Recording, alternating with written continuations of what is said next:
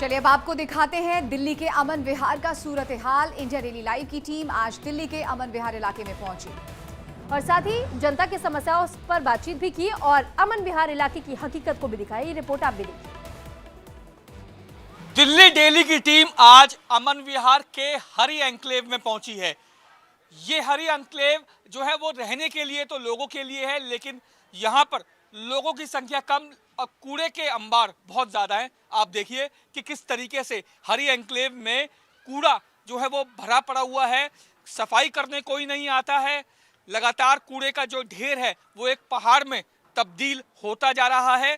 हालांकि अगर बात की जाए वादों और इरादों की, तो चुनाव के दौरान नेता आते हैं, तमाम पार्टियों के नेता पहुंचते हैं, वादे भी करते हैं, इरादे भी जताते हैं कि किस तरीके से वो लोगों की समस्याओं को सुलझाएंगे चुनाव जीतने के बाद। लेकिन चुनाव जीतने के बाद कोई जनता की सुध लेने नहीं आता, सिर्फ चुनावों के दौरान ही तमाम बातें की जाती हैं।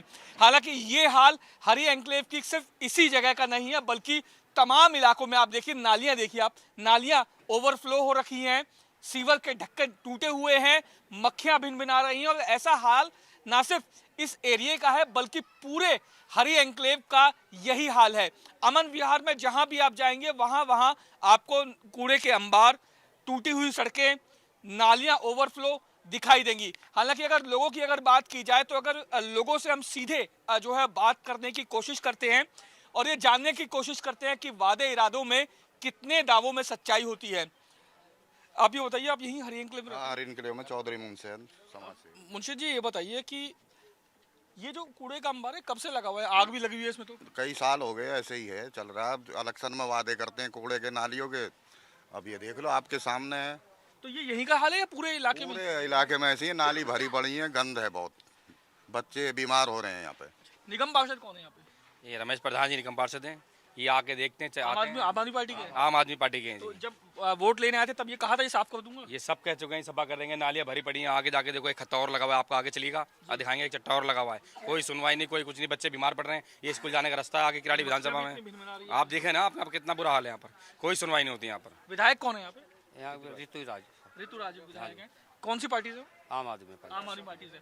तो क्या वो आए, उनके पास आप लोग गए इस चीज के लिए? पास जाते हैं तो कोई सुनवाई नहीं है। वो जो है गाजीपुर का हटाने को कही, लेकिन कालियों में जो है कॉलोनियों में बसाने को देखिए, कही। बहुत बड़ी बात कह रहे हैं, गाजीपुर में जो कूड़े का पहाड़ है वही हटाने की जो दावे करने के बाद आम आदमी पार्टी निगम में आई थी, लेकिन उन्हीं की जो वार्ड है वहां पर इस तरीके के कूड़े के पहाड़, आप देखिए, मैं शिबली से कहूंगा कि वो दिखाएं कि इस तरीके से जो पहाड़ है वो कूड़े के जो पहाड़ तब्दील होते जा रहे हैं एक बड़े पहाड़ में। 2 पहाड़ जो है खत्म करने की बात की थी, लेकिन अब हर जो इलाकों में, हर गलियों में इस तरीके के पहाड़ जो है वो बनते जा रहे हैं। सांसद कौन है यहाँ पे? सांसद कौन है मुंशिद जी? बीजेपी के सांसद है? बीजेपी का संसद है। आप उनके पास भी गए? उसके पास नहीं गए भाई। हंसराज आप लोग निगम पार्षद के पास गए थे, विधायक के पास गए थे? पार्षद के पास जाते रहते। कितनी बार गए आज तक आप?